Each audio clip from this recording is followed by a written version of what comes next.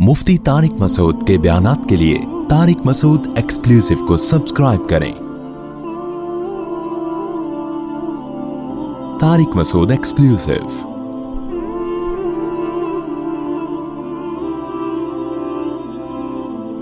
एक साहब अमेरिका से आए, नौजवान लड़का था, शायद बयान में बैठे हुए भी हों आज मुलाकात के लिए।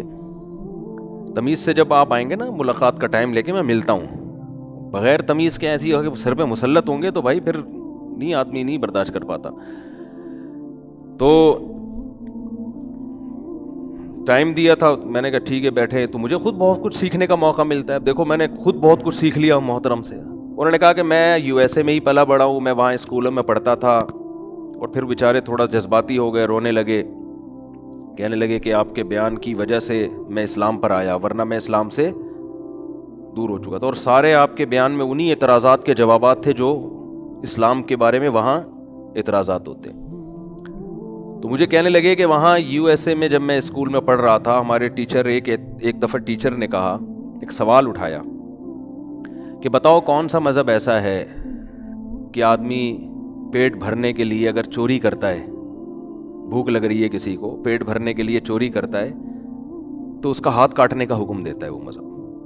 अब देखो कैसा नक्शा बना के पेश किया ना, एक तसव्वुर आपके जहन में आएगा, एक भूखा बेचारा नहीफ सा है, भूख तो बर्दाश्त नहीं होती ना इंसान, और वो नदीदा बेचारा कहीं से पराठा उठा के खा ले, तो चोर का तो हाथ काटने का हुक्म है ना इस कुरान में। तो सबने बताया, हाथ खड़ा कर दिया, भाई इस्लाम है, जो भूखा आदमी बेचारा मजबूर होके कहीं चोरी कर ले तो उसका क्या किया जाएगा, हाथ, यानी एकदम वहशियाना।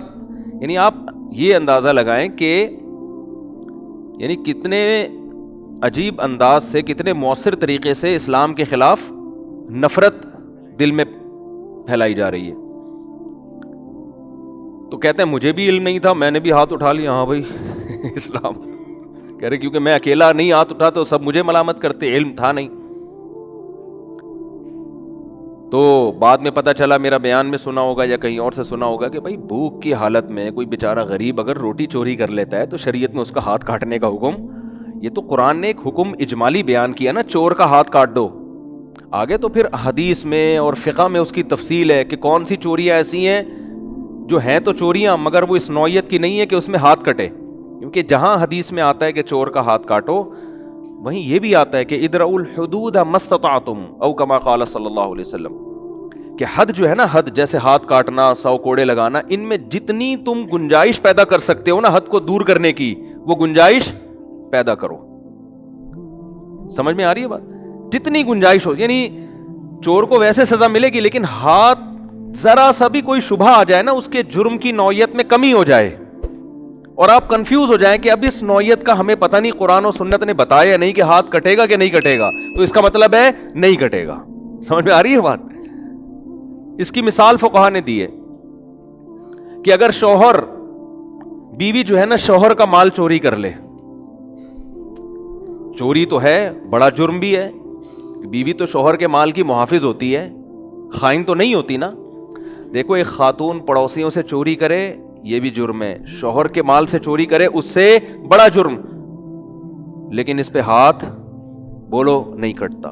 वजह इसकी ये है कि यहां औरत ये तावील कर सकती है, कर रही नहीं है, लेकिन इसमें ये तावील बनती है कि भाई मेरा नान नफका नहीं हो रहा था, मैंने तो नान नफका लेने की नीयत से चोरी की है, ये शौहर के जिम्मे मेरे खर्चे हैं ना, तो मैंने इसलिए चोरी किया, डालडा का डब्बा लूंगी मैं इससे, ठीक है ना, मैंने इसलिए चोरी की है कि मुझे घर का प्रोवाइड करेगा ही। हालांकि 100% गलत तावील कर रही है, लेकिन फुक़हा का इत्तिफाक है कि इतनी मामूली सा भी शुबह पैदा हो गया ना, तो अब औरत का हाथ नहीं कटेगा। क्योंकि मियां बीवी का माल एक दूसरे के लिए हलाल उर्फ में समझा जाता है और आपस में उनका इतना करीबी रिलेशन होता है कि हिर्स जो है ना, चुप, यानी हिर्स भी नहीं है, हिर्स का मतलब महफूज माल को चोरी करना चोरी कहलाता है, तो माल महफूज भी नहीं होता। इसी तरह शौहर अगर बीवी का माल चोरी कर ले, गुनाह है बहुत सख्त, हाथ नहीं कटेगा इस पे। समझ रहे हैं बात को? और बहुत सारी फ़िक़ह में इसकी मिसालें। कहत के ज़माने में हाथ नहीं कटता, हज़रत उमर के दौर में कहत पड़ा था ना, तो आपने चोरों का सज़ा मुअत्तल कर दी थी। क्यों भाई, अब कहत पड़ा हुआ है, कोई भी किसी का माल छीन के पेट आग बुझाने के लिए खा सकता है वो। لیکن آپ دیکھیں اسلام کو کتنا غلط طریقے سے ڈیفائن کیا گیا. اسی طرح انہوں نے اور بھی کچھ اعتراضات کیے تو انہوں نے بتایا کہ پھر بیان سنتا تھا تو اس کے جوابات مجھے ملتے چلے گئے. وہ ان کا مشہور اعتراض جو حضرت عائشہ سے نکاح کے بارے میں کہ اتنی بڑی عمر میں اتنی کم عمر سے نکاح کیا، حالانکہ یہ تو رسول اللہ صلی اللہ علیہ وسلم کا کمال ہے کہ ایج کے اتنے ڈفرینس کے ساتھ بھی ایسی کامیاب ازدواجی زندگی گزار کے دکھائی ہے. اور امی عائشہ آپ سے بے پناہ محبت کرتی تھیں اور اتنی غربت میں. کمال کی بات یہ ہے آج اگر برابری کی شادی ہو اور بندہ غریب ہو جائے تو کامیاب شادی بھی کیا ہو جاتی ہے؟ ناکام. ادھر ایج کا اتنا فرق اور گھر میں فاقے چل رہے ہیں اور نبی صلی اللہ علیہ وسلم امی زوجہ کو طلاق کا اختیار بھی دے رہے ہیں اور طلاق اس معاشرے میں بری بھی نہیں سمجھی جاتی. ان کو پتہ ہے طلاق کے بعد درجنوں رشتے مل سکتے ہیں مجھے. اس کے باوجود وہ کہہ رہی ہیں کہ افیک اشاورو، آپ کے بارے میں کون مشورہ کرے گا کہ طلاق لینے کی لینی، یعنی رہنا ہی آپ کے ساتھ، یہ دو رائے ہو نہیں سکتی. تو یہ تو پیغمبر کا کمال ہے، نبوت کے کامل ہونے کی دلیل ہے. اس پہ تو گوروں کو چاہیے تھا، کہتے یار یہ ہمارے اندر صلاحیت نہیں ہے، نہ میرے اندر یہ صلاحیت ہے نہ آپ کے اندر یہ صلاحیت ہے. یہ تو اتنا پیغمبر کی پاک سیرت تھی کہ ایک نو عمر آپ کے نکاح میں آئیں اور اس قدر آپ صلی اللہ علیہ وسلم سے محبت کی. میں اکثر ایک واقعہ بیان کرتا ہوں نا کہ نبی صلی اللہ علیہ وسلم ایک سفر میں تھے. یہاں بھی ہے کہ اونٹ پہ نا سواری میں وہ کیا کہتے ہیں اس کو یار، مجھے تو وہ جو رکھتے ہیں نا سواری، ڈولی پالکی کہہ لیں. ایک میں حضرت سودا بیٹھی تھی اور دوسری اونٹ پہ حضرت عائشہ رضی اللہ تعالیٰ عنہ تھی. تو ان میں بھی دیکھو حیا کی وجہ سے نا اس طرح سے عموماً ایسا ہی ہوا کرتا تھا کہ عورت اس کے اندر ہو، وہ کیا کہتے ہیں یار اس کو، ڈولی کہہ لیں کیا کہہ لیں، ہمارے یہاں تو ہوتی نہیں ہے تو ہمیں نام ہی نہیں پتا. کجاوا، تو اس کجاوے میں بیٹھا کرتی تھی عموماً خواتین. ہماری دادی ہمیں بتایا کرتی تھی سہارنپور میں، بتاتی تو کراچی میں تھی، یعنی واقعہ سہارنپور کا تھا. لوگ اس پہ کلپ بنا لیں گے کہ اچھا یہ سہارنپور کے واقعات بیان، سہارنپور تو کبھی گئے نہیں ہم. تو بتاتی تھی ہمارے، کیونکہ ہم بڑے لینڈ لارڈ تھے، ہمارے دادا اور دادی وغیرہ یہ خاندان بہت زمیندار تھے نا، تو وہ بتاتی تھی جتنا کوئی مالدار ہوتا تھا ان عورتوں کا پردہ اتنا ہی زیادہ، کیونکہ عزت کی علامت تھی نا پردہ. تو غریب خاندانوں میں اتنا سخت پردہ نہیں تھا، مالدار خاندانوں میں بہت زیادہ پردہ تھا، یعنی وہ تو عزت کی علامت سمجھا جاتا تھا. جیسے عربوں میں بھی پہلے جو بادشاہ ہوا کرتے تھے ان کی عورتوں کو دیکھنا ممکن نہیں تھا. اب کیا ہو رہا ہے کہ وہ اب جیسے جیسے لبرلزم آ رہا ہے تو وہ جتنے اونچے خاندان کی عورت ہوگی اتنا ہی کپڑے اس کے جسم پہ کم ہوں گے، یعنی یہ علامت سمجھی گئی. پراپر ڈریس ہے اس کا مطلب یہ کہیں بیچاری اورنگی ٹاؤن میں رہتی ہے پورے کپڑے پہنے میں، اور اگر جتنے کپڑے کم ہوتے چلے جائیں گے سمجھ لو کہ بہت 1000 گز کا بنگلہ تو کم از کم ہے. بنگلے کا سائز جیسے جیسے بڑھے گا کپڑے کا سائز اسی حساب سے چھوٹا ہو. اور کمال کی بات یہ کہ ان اکثر مالدار خواتین کے لباس پہ پیسہ بہت لگتا ہے، لباس نہیں لگتا. کمال کی بات ہے یار، یہ لباس پہ پیسہ لگ رہا ہے مگر لباس پہ لباس نہیں لگ رہا. پتہ نہیں کس چیز پہ پیسہ لگ رہا ہے پھر. ان کے کپڑے بہت مہنگے ہوتے ہیں لیکن کپڑے نہیں ہوتے اس میں. تو یہ عجیب عجیب چیزیں مارکیٹ میں آ رہی ہیں. تو خیر کیا کہہ رہا تھا میں، دیکھو ہاں، تو ہماری دادی بتایا کرتی تھیں سہارنپور میں کہ ہم جب کہیں سفر پہ جایا کرتے تھے نا تو وہی ڈولی لائی جاتی تھی. ڈولی بہت پرانا واقعہ، میری دادی کی بہت عمر تھی ماشاءاللہ، اب تو انتقال ہو گیا، اللہ مغفرت فرمائے، بڑی لمبی عمر تھی. تو وہ بتاتی تھی کہ ڈولی کے اندر ہم لوگ بیٹھا کرتے تھے جا کے، پھر ملازم اس ڈولی کو اٹھاتے تھے. یعنی اس کا بھی اہتمام ہوتا تھا کہ عورت کے برقعے پہ بھی نظر نہ پڑے. اور وہ تو شاید آپ کہیں یہ تو بہت زیادہ مبالغہ ہو گیا، وہ کہتے ہم جب گھر سے نکلتے تھے نا تو دونوں طرف سے گھر پہ چادر لگائی جاتی تھی، یعنی گھر کے اس طرف بھی چادر اور اس طرف بھی چادر. یہ بڑی عورتوں کے یہ ٹھاٹ ہوا کرتے تھے کہ جی ہمارے برقعے پہ بھی نظر نہیں پڑے گی کسی کی. اور اس طرح کا پردہ بعض صحابیات سے بھی ثابت ہے جن کو المخدرات کہا جاتا ہے، اور نبی صلی اللہ علیہ وسلم نے ان پہ نکیر نہیں کی. حدیث میں آتا ہے نا عید کے دن نماز پڑھنے آئیں جو مخدرات ہیں وہ بھی آئیں، یعنی وہ عورتیں جن کے لباس بھی کسی کو نظر نہیں آتا ان کو بھی نبی نے ترغیب دی کہ عید کے دن نماز پڑھنے کے لیے آئیں. تو تو ایسا پردہ ہوا کرتا تھا. یہ دادی کا واقعہ کہاں سے آیا بھائی؟ یار ابھی سے یہ حافظہ ہو گیا یار, یہ میں کیا کروں گا ترقی یار. اصل میں میرا دماغ اتنا تیزی سے چلنا شروع ہو رہا ہوتا ہے نا کہ وہ پیچھے کی ساری چیزیں دائیں بائیں ہو رہی ہوتی ہیں. کیا بول رہا تھا میں, یعنی یہ بات شروع کہاں سے کی تھی میں نے؟ کجاوے سے بات تو شروع کی تھی. ہاں, حضرت عائشہ کا واقعہ سنا رہا تھا میں. وہ موضوع تو مجھے یاد تھا. یہ حضرت عائشہ رضی اللہ تعالی عنہا ایک ہودج میں کجاوے میں, اور حضرت سودا دوسرے کجاوے میں. تو امی عائشہ فرماتی ہیں رسول اللہ صلی اللہ علیہ وسلم میرے ساتھ بیٹھے ہوئے تھے, تو تھوڑی دیر میں اٹھ کے آپ صلی اللہ علیہ وسلم کہاں چلے گئے؟ حضرت سودا کے پاس. امی عائشہ فرماتی ہیں میرے جو جذبات تھے نا, مجھے اتنی تکلیف ہو رہی تھی کہ میرے پاس سے کیوں چلے گئے, کہ میں نے ہودج سے اپنا پاؤں باہر نکالا اس نیت سے کہ مجھے کوئی بچھو ڈنگ مار کے ہلاک کر دے. آپ بتاؤ ایک نو عمر کے ایسے جذبات اپنے شوہر کے بارے میں, آج کوئی عورت ایسی ٹوٹ کے عشق جیسی محبت کر سکتی ہے؟ اور گورا کہہ رہا ہے کہ معاذ اللہ ظلم ہو گیا, چھوٹی سی بچی سے نکاح کر لیا, چھوٹی سی لڑکی سے نکاح کر لیا. او بھائی ان سے پوچھو, وہ کہیں گی میرے لیے اس سے بڑی سعادت کی کوئی بات ہو نہیں سکتی. وہ اتنا عشق جیسی محبت کر رہی ہیں.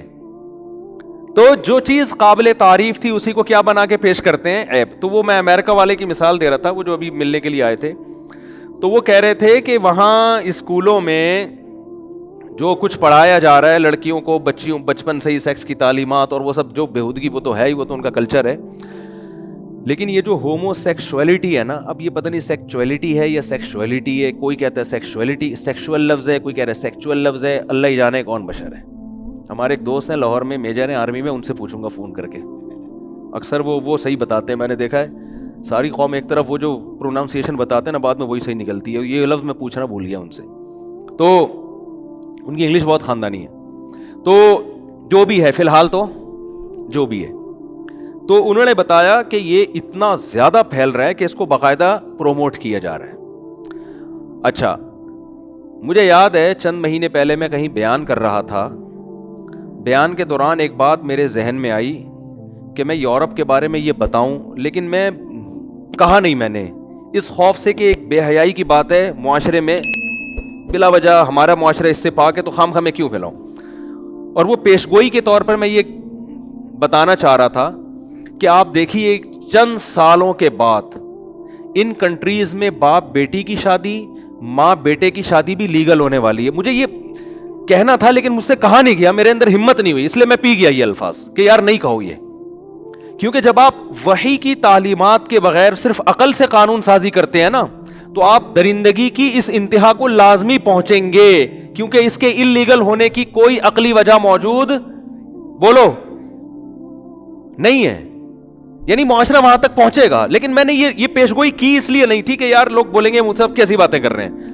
انہوں نے بتایا کہ بہت سے ریاستوں میں یہ لیگل ہو چکا ہے. تو پھر میں نے ان کو بتایا, میں نے کہا میں کئی مہینے پہلے نا بیان کے دوران میرا ارادہ تھا میں پیشگوئی کروں کہ یہ چیزیں لیگل ہوں گی اس معاشرے میں, کیونکہ جو کچھ اب تک لیگل ہو چکا ہے نا, 50 سال پہلے اس کے لیگل ہونے کا کوئی تصور نہیں تھا. یہ جو ہومو سیکشولیٹی پھیلائی جا رہی ہے نا, اس کا 100 سال پہلے یورپ میں تصور نہیں تھا کہ کوئی اس کو, یہ لیگل کیسے ہوا ہے. یہ لیگل ایسے ہوا ہے کہ معاشرہ جب مذہب ختم, آخرت کا خوف ختم, تو لوگوں نے اپنی ہوس پوری کرنا شروع کی. جب انسان درندہ بن جاتا ہے نا, خواہشات کا غلام, نہ قبر کو مانتا ہے نہ آخرت کو مانتا ہے, تو اب ظاہر ہے وہ کہہ رہے بس لائف کو انجوائے کرو. تو انجوائے میں تو وہ ہر ٹیسٹ, ہر چیز چکھنا چاہے گا, ہر چیز چکھے گا. پھر وہ روکنے والا ایک خدا تھا, ایک پیغمبر تھا. اس پیغمبر اور خدا کو انہوں نے اپنی ڈکشنری سے بولو نکال دیا. وہی ہے نہیں, قرآن و سنت ہے نہیں, مذہب نہیں ہے. اب کیا ہوگا؟ اب عقل سے فیصلہ کریں گے. تو آپ مجھے بتاؤ, جب میجورٹی اس طرح کے لوگوں کی اسمبلی میں پہنچے گی, کیونکہ جمہوریت ہے, ووٹنگ کے ذریعے اسمبلیاں بھرتی ہیں, پہنچے گی, تو آپ بتاؤ کیا وہ اس کے خلاف قانون سازی کر سکتی ہے؟ پھر عقلی لحاظ سے آپ کیسے کہہ سکتے ہو کہ یہ غلط ہے؟ تو میں نے اس پر یہ بات کئی مہینے پہلے میں نے کہا میں لوگوں سے کہوں گا کہ آپ دیکھیں کہ یہ صرف ہومو سیکشولیٹی کی حد تک معاملہ نہیں جائے گا, بلکہ یہ معاملہ جائے گا, یہ لوگ بہن سے نکاح کو بھی بولو جائز قرار دیں گے. ایک وقت آئے گا باپ بیٹی کے نکاح کو بھی جائز قرار دیں گے. معاذ اللہ بولتے ہوئے حیا محسوس ہو رہی ہے, ماں بیٹے کے نکاح کو بھی جائز قرار دیں گے. تو بعض ریاستوں میں یہ لیگل, انہوں نے مجھے بتایا کہ ہو گیا ہے یہ. تو ہاں وہاں جہاں عیسائیوں کا ذرا ہولڈ ہے, کیونکہ مذہب تو بہرحال چاہے وہ عیسائی ہو یہودی ہو وہ اس کی مخالفت کرتا ہے. تو میں آپ سے اللہ کا واسطہ دے کے کہتا ہوں کہ دیکھو, اگر تم مذہب پہ نہیں چلو گے نا, اور اپنی اولادوں کو مذہب دے کے نہیں جاؤ گے, تو تمہاری اولادوں کا انجام پھر کیا ہونے والا ہے یہ آپ کے سامنے ہونا چاہیے. سمجھ میں آ رہی ہے بات کہ نہیں آ رہی ہے؟ اور انہوں نے مجھے ایک بات کہی کہ یہ جو آپ بار بار شادی کی رٹ لگاتے ہو نا, یہ آپ لوگوں کی سمجھ میں نہیں آ رہا ہے. میں آپ لوگوں سے کہہ رہا ہوں, یہ ان لوگوں کی سمجھ میں آ رہا ہے جو باہر رہتے ہیں. کیونکہ ہمارا معاشرہ دیر سے شادی یا ایک زوجہ پر اکتفا کے نتیجے میں جو اس کا اینڈ ہونے والا ہے نا, جو میں 10 سال سے دیکھ رہا ہوں, بلکہ 15 سال ہو گئے ہیں مجھے اس پہ چیختے ہوئے, بلکہ نہیں 2003 میں نے یہ شروع کیا تھا 4 شادیوں کی ترغیب دینا لوگوں کو, مجھے یاد ہے. اور وہ اسی بیس پہ دیا تھا کہ ہم دیکھ رہے ہیں کہ ہمارا معاشرہ بالآخر جائے گا کہاں, ادھر ہی جائے گا. یہ تبلیغ سے مسئلہ حل ہونے والا نہیں ہے, یہ تہجد سے, رمضان کے روزوں سے, حج سے مسئلہ حل ہونے والا نہیں ہے. لوگ کہتے ہیں دعاؤں سے مسئلہ حل ہوگا. دعائیں جب پوری ہوتی ہے جب آپ کامیابی کے اسباب اختیار کرو, جو اللہ نے زمینی اسباب رکھے ہیں ان اسباب کو آپ اختیار نہیں کر رہے, دعا مانگتے رہو بیٹھ کے. ابے بھائی وہاں ہوٹل پہ پراٹھے پڑے ہوئے ہیں اور آپ قریب سے گزر رہے ہو, آپ کی جیب میں پیسے بھی ہیں, تو پتہ نہیں کیوں مثال کھانے میں پراٹھے کے علاوہ آتی نہیں ہے. میں خود حیران ہوں یار یہ کیا ہو گیا ہے.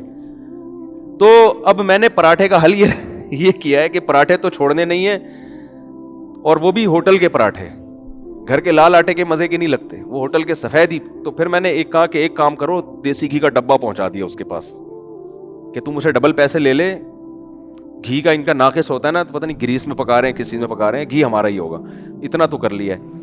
تو اب آپ بتاؤ, آپ کو نظر آئے پراٹھے, آپ دعا مانگ رہے ہو اللہ کھلا دے, اللہ کھلائے گا؟ وہ اللہ کہے گا خرید کے کھا لے بھائی تو اسباب تو اختیار کر کے پھر دعائیں مانگو گے تو قبول ہوں گی نا. ہم یہ پراٹھے کھا کے دعا مانگتے ہیں اللہ اس کے سائڈ افیکٹ سے تو ہمیں بچا کے رکھنا, صحیح ہے نا. تو وہ مجھے اور بھی بہت سے لوگ بتاتے ہیں یہ بات, صرف وہ اکیلے کی بات نہیں ہے, اور بھی بہت سے لوگ بتاتے ہیں. میں تو 17 سال سے چیخ رہا ہوں اس پہ کہ ہمارا فیوچر بالآخر وہی ہونے والا ہے جو ان کا ہے. ٹھیک ہے 100% وہ نہیں ہوگا, 50% بھی ہو جائے تو کیا کم ہے؟ مذہب کی وجہ سے اتنا ہم آگے شاید نہ جائیں, تھوڑا سا بریکیں لگی ہوئی ہوں ہماری, کہ ہم پیدائشی مسلمان ہیں, لیکن برباد بہرحال ہونا ہے. تو بھائی اپنے اولادوں کو آپ دین کی طرف لے کر آؤ, ورنہ آپ کی اولاد کا نہیں ہوا تو اولادوں کی اولادوں کا, ورنہ اگلی نسل گئی تباہ ہو جائے گی بالکل, اور ہونا شروع ہو گئی ہے. اور آپ کو میں عرض کروں آپ سے کہ اللہ کی قسم مذہب میں اللہ نے اتنا سکون رکھا ہے. ہم تو کبھی آپس میں بیٹھ کے بات چیت کرتے ہیں, ہم کہتے ہیں یار ہم جیسے نالائقوں کو اللہ نے, اتنے نالائق لوگ ہیں ہم, پھر بھی ہمیں سکون کی زندگی دے دی, یہ تو صرف اسلام کی برکت ہے. اگر ہماری زندگی میں یہ جو ٹوٹا پھوٹا مصنوعی سا اسلام, ہم اس کو حقیقی اسلام بھی نہیں کہہ سکتے, ہم کتنے پانی میں تو ہمیں پتہ ہے, یہ نہ ہوتا ہم تو حیران ہوتے ہیں لوگوں کو دیکھ کے, یار یہ گھروں میں کیسے زندگی گزار رہے ہیں. تو ایک وحشیانہ زندگی ہے, درندگی والی زندگی ہے, ایک حیوانوں والی زندگی ہے. جب آخرت ہی نہیں ہے سامنے آپ کو مرنے کے بعد حیات کا یقین ہی نہیں ہے, جنت جہنم کا یقین نہیں ہے, اللہ سے ہونے کا غیر اللہ سے نہ ہونے کا یقین ہی نہیں ہے, تو آپ کی زندگی تو تباہ برباد ہو گئی.